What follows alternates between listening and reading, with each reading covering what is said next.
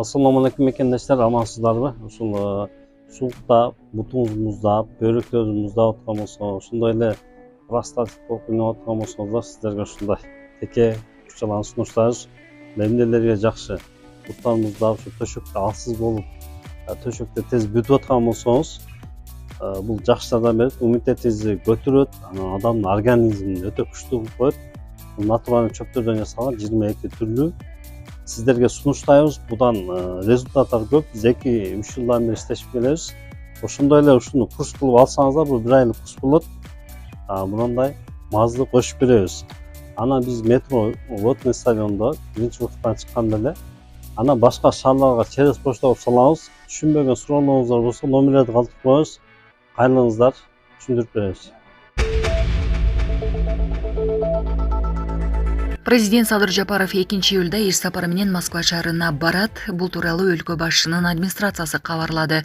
Ага ылайык ал жакта Жапаров менен Орусиянын президенти Владимир Путиндин эки тараптуу жолугушуусу күтүлүүдө.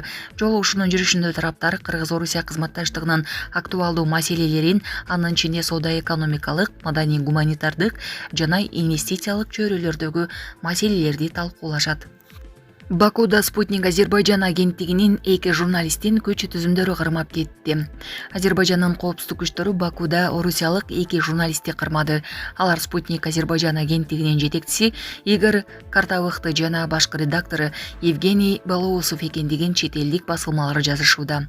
Азербайжандын ички иштер министрлиги коопсуздук күчтөрүнүн операциясын комментарийлеп, аталган агенттиктин ал өлкөдөгү аккредитациясы 2025 жылдын февраль айында токтотулганын, бирок маалымат каражаты мыйзамсыз каржылоо аркылуу ишин улантканын билдирди. Эскерте кетсек, Орусиянын Екатеринбургдагы рейд болуп, азербайжандыктар массалык кырмалды. Күч түзүмдөрүнүн бул операциясы адам өлүмү менен коштолду. Бул арада Азербайжан тынчсыздануусун билдирип, Бакудагы Орусиянын элчисине нота да берди. Ошондой эле Азербайжанда Орусия менен байланыштуу иш-чаралардын бардык түрүн декабрга чейин токтотту. Орусияда чет өлкөлүктөрдүн сим-карталары массалык түрдө өчүрүлө баштады. Бүгүн 1-июлдан тарта Орусияда чет өлкөлүк жарандар үчүн уюлдук байланыш боюнча жаңы тартип күчүнө кирет. Бул тууралуу Орусиянын санариптик өнүгүү министрлиги Сонун жаңылык. Сиз билген жана ишенген Умбем клиникасы эми сизге дагы да болсо жакыныраак болду. Анткени бизде жаңы филиал ачылды. Андыктан келип, өзүңүздүн жана жакындарыңыздын ден соолугуна кам көрүшүңүздү сунуштайбыз. Биздин жогорку даражадагы дарыгерлер төмөндөгү адистиктер боюнча кабыл алат: стоматология, гинекология, терапия, лор, хирургия, педиатрия, урология, УЗИ жана башка адистиктер. Лабораториялык анализдин 5000ден ашуун түрү алынат. Жогорку даражадагы стерилизациялоо. Биздин дарек ВДНХ метросу, Кондратюка көчөсү 2. Телефон номерибиз 8925 103 22 55. Кабыл алууга алдын ала жазылып келүүңүздөрдү суранабыз. Умбем клиникасы. Сиздин ден соолугуңуз, биздин камкордук. Маалыматка ылайык, биометрикалык каттоодон өтпөгөн чет элдиктердин сим-карталары уюлдук операторлор тарабынан этабы менен өчүрүлөт. 2025 жылдын башынан тарта чет өлкөлүк жарандар мобилдик байланыш оператору менен келишим түзүш үчүн бирдиктүү биометрикалык тутум аркылуу каттоодон өтүшү керек. Мындан тышкары бир адам өзүнө 10 сим-картадан көп каттата албайт деп жазылат билдирүүдө. Эгерде чет элдик жарандар буга чейин байланыш кызматын пайдалануу үчүн келишим түзүп, 1-июлга чейин биометрия тапшыра элек болсо, анын сим-картасы өчүрүлө баштайт. Өчүрүү бир нече этап менен ишке ашат. 3 айдан ашык убакыт колдонулбаган сим-карталар дароо өчүрүлөт. Активдүү номерлерге төмөнкү чектөөлөр киргизилет. Эл аралык жана шаарлар аралык чалууларга тыюу салынат. Интернет ылдамдыгы төмөндөтүлөт. 30 күндөн кийин, эгер биометрия тапшырылбаса, байланыш толук өчүрүлөт. Бул убакыт ичинде колдонуучу келишимди жаңы эрежелер боюнча кайра каттаса, байланыш калыбына келтирилет.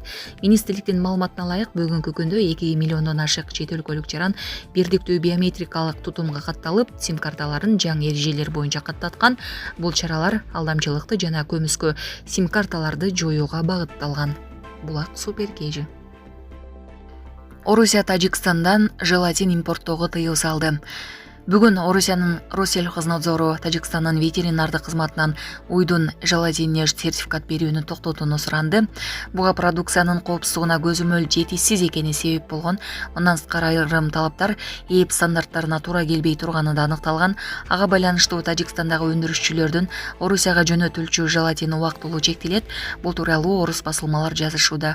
Тажикстандын бажы кызматынын маалыматына караганда үстүздөгү жылдын алгачкы 5 айында өлкө жалпы баасы $943,000 ашкан 183 тонна желатин экспорттогон. Өткөн жылы да Орусия Тажикстандан келген айрым продукцияларга убактылуу тыюу салган. Буга коркунучтуу орунун чыгышы себеп болгон.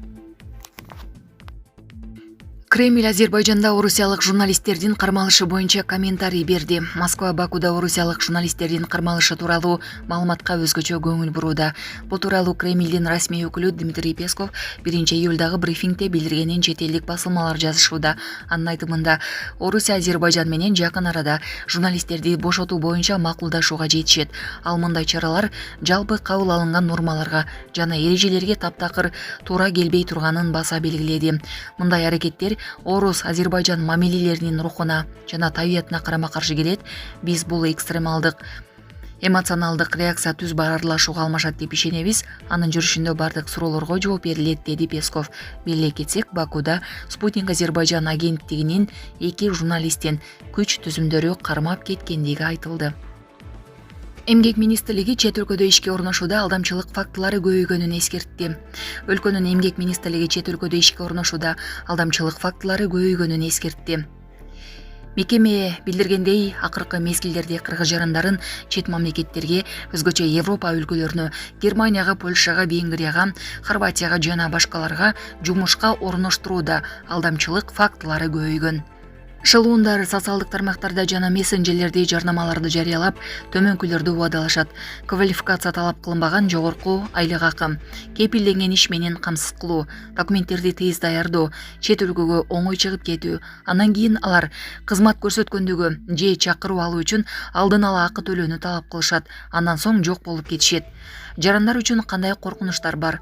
Акчасын жоготуу жана жумушсуз калуу, жасалма документтер жана депортация, башка өлкөдө камсыздандыруунун жана укугун коргоо механизмдеринин жоктугу, карызга батып кетүү же эмгек эксплуатациясына кабылуу коркунучу, акча төлөгөндөн кийин шылуундар менен байланышуу мүмкүнчүлүгүнүн жоктугу.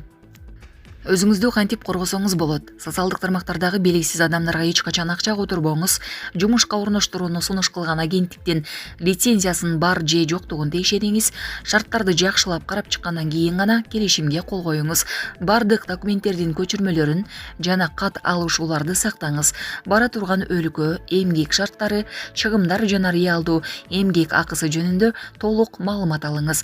Европа, Япония, БАЭ, Перс булуңундагы өлкөлөргө жана башка мамлекеттерге жумушка орношууну пландап жатсаңыз, руксаты бар, расмий түрдө иштеп жаткан жумушка орноштуруучу жеке агенттиктерге гана кайрылыңыз.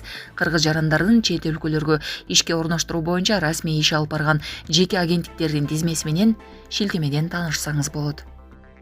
Ташиев Нарын шаарынын жолуна жооптуу бета-групптун жетекчисин столбага байлап койгула. УКМК төрагасы Камчыбек Ташиев Нарын шаарындагы Шералиев жана Ленин көчөлөрүн жасап жаткан подрядчик компаниянын ишмердүүлүгүн текшерүүнү облустук ички иштер башкармалыгына тапшырды. Атайын кызматтын башчысы мындай тапшырманы 25-июнда Нарында жергиликтүү бийлик өкүлдөрү менен өткөргөн жыйынында бергенин 1-июлда Өткүрбек Рахманов билдирип, тиешелүү видеону жарыялады. Анда Ташиев Бета Групп компаниясынын жетекчисин таап, аны жолдор жасалып бүтмөйүн аймактан чыгарбоо тапшырмасын да койгон. Азыр ошол Бета Групптун жетекчисин чакыргыла, каякта жүрөт. Бишкекте болсо Бишкектен, Нарында болсо Нарындан тапкыла. Эгерде келбей турган болсо, анда Бишкектеги күч түзүмдөрүнө маалымат бергиле. Алар таап, кармап, пунага салып алып келсин. Аны ошол жердеги бир столбага байлап койгула. Тамак да бербегиле, деген ал. Мындан тышкары Ташиев аталган жолдор качан бүткөрүлөрү тууралуу маалымат алып, тиешелүү кызматтарга жолдун курулушун УКМК көзөмөлгө аларын эскерткен. Ош шаарындагы борбордук базар көчүрүлүүдө. Бүгүн 1-июлдан тарта Ош шаарындагы Кара Суу жана Навои көчөлөрүнүн кезилишинде жайгашкан борбордук базар Осмонов көчөсүндөгү жаңы муниципалдык базарга жылдырылды. Бул тууралуу кала мэриясы маалымдады. Белгиленгендей, учурда сатуучулар товарларын жыйнашып, жаңы жайга көчүүгө даярданышууда. Жаңы базар бардык санитардык жана коопсуздук талаптарына жооп берет. Заманбап шарттар менен жабдылган жана ишкерлер үчүн ыңгайлуу шарттар түзүлгөн. Жаңы муниципалдык базардын жайгашкан жери соодагерлер, сатып алуучулар үчүн ыңгайлуу болуп, Ош эл аралык аэропортуна жана жаңы автобекетке жакын жайгашкан.